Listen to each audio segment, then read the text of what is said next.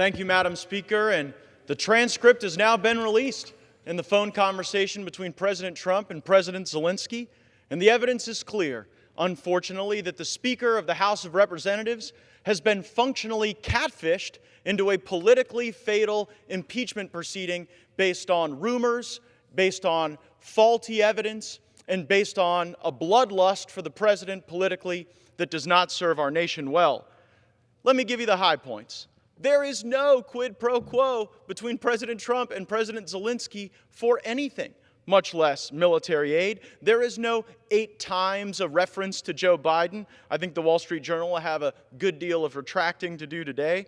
And in fact, President Zelensky himself identifies the rooting out of corruption as the reason for his election. Early on in the conversation between President Trump and President Zelensky says, "We here in the Ukraine are trying to drain the swamp, much in the way you are working to drain the swamp in the United States of America." This wasn't a call about leverage. This wasn't a call about threats. This was a mutually appreciative and mutually laudatory call between two leaders who are trying to clean up some of the garbage in their respective countries that has polluted politics. Now, the president does ask for a favor from President Zelensky, but the favor is on behalf of our nation.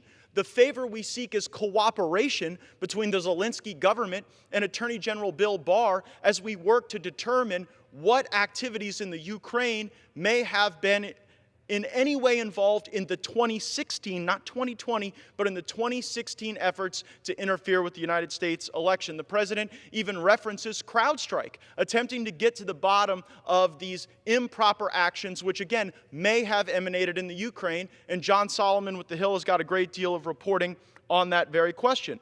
Zelensky ran against corruption. And thus it would be only appropriate that in a conversation about that election victory, they would discuss and reference what are obviously mutual goals between the United States and the Ukraine to have the world safer for democracy. Now, the president also mentions Mayor Rudy Giuliani. And let me be clear about this. Mayor Giuliani has every right to go to the Ukraine and try to ascertain whether or not activities in that country were harming his client as a result of the corrupt connections which may have existed between the DNC and some elements in Ukraine. I feel like we've been here before. House Democrats told us it was all about collusion. We had to wait for the Mueller report. Well, when the Mueller report falls flat on collusion, then it's all about obstruction of justice. Until Robert Mueller comes and testifies, and that falls flat, then it's all about abuse of power. Until the Democrats go to court and are unable to make the case in court that there's been an abuse of power. And now, lo and behold, it's all about the Ukraine. Well, you know what? I saw this movie as it related to Russia. I didn't like it very much, and I doubt I'm going to enjoy the cheap Ukrainian knockoff.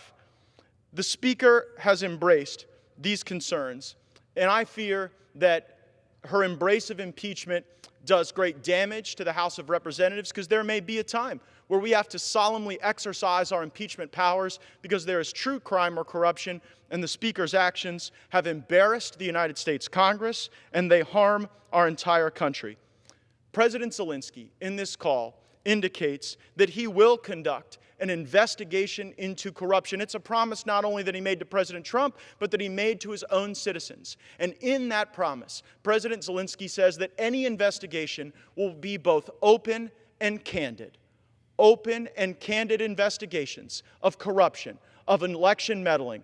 I sure would like to see that level of candidness and openness in our House of Representatives, and certainly my greatest hope is that the Attorney General's investigation into the corrupt origins of the efforts to smear the President of the United States will be exposed, and those responsible will go to jail. That is how we restore honor to this House. That is how we solve some of the great and heal some of the great wounds that were inflicted on this body by the Speaker yesterday. Maybe next time the radical left will wait for the facts before engaging in a reflexive, fact-free impeachment.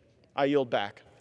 The chair recognizes the gentlewoman from Ohio, Ms. Capter, for 5 minutes.